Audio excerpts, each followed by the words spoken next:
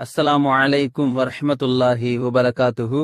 கண்ணியத்திற்குரியவர்களே, இரையச்சம் மற்றும் சமத்துவம் குறித்து 1000 பேர் 1000 சொன்னாலும் அல்லாஹ்வினுடைய வசனம் இப்படி சொல்கிறது: இன்ன அக்ரமக்கும் இந்தல்லாஹி அத்காக்கும். அல்லாஹ்விடத்தில் கண்ணியமானவர்கள், உயர்ந்தவர்கள், அல்லாஹ்விடத்தில் அவர்கள் இரையச்சம் யாரிடத்தில் அதிகமாக இருக்கிறதோ அவர்கள்தான் உயர்ந்தவர்கள், கண்ணியமானவர்கள். இது குறித்து உண்டான நபிமார்களுடைய வரலாறு குறித்து பார்க்கும் பொழுது முக்கார்ஷஃபத்துல் குலூப் என்கிற கிதாப், இந்த கிதாபை எழுதியவர்கள் இமாம் ரஸாலி ரஹ்மத்துல்லாஹி அலைஹி. அவர்கள் பாபுல் ஹவுஃப் என்கிற பாடத்தில் ஒரு நிகழ்வை பதிவு செய்கிறார்கள்.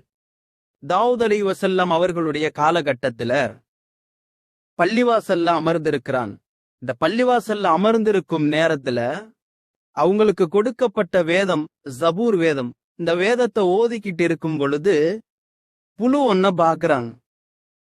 தாவூத் அலைஹிஸ்ஸலாத்துக்கு முன்னாடி அந்த புழு ஊர்ந்து போறத பார்த்த தாவூத் அலைஹிஸ்ஸலாம் மனசுக்குள்ள நினைக்கிறாங்க, அல்லாஹ் இந்த புழுவெல்லாம் எதுக்கு படைச்சிருக்கான், இது மூலியமா அல்லாஹ் எதை நாடுனா அப்படின்னு மனசுக்குள்ள நினைக்கிறாங்க.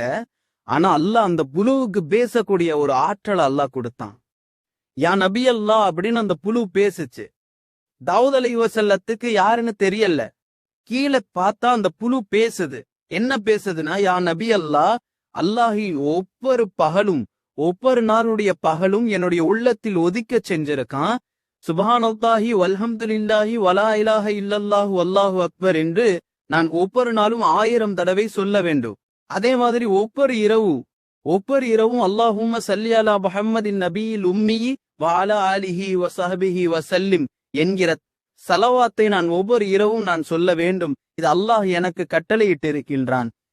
இது போன்ற ஒரு பயனுள்ள செய்தி உங்களிடம் இருந்து ஏதாவது நான் பெற்றுக்கொள்ள முடியுமான்னு அந்த புழு கேட்ட போது தாவூத் அலைஹிஸ்ஸலாம் ரொம்ப கைசேதப்பட்டாங்க.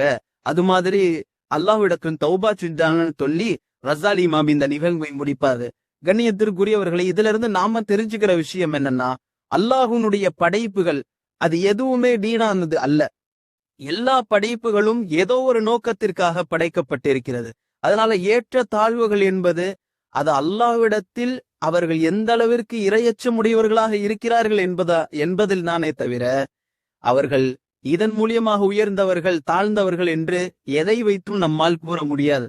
அல்லாஹு ரப்புல் ஆலமீன் நமக்கு மார்க்கத்தை விளங்கி அமல் செய்யக்கூடிய பாக்கியத்தை தருவானா. ஆமீன்.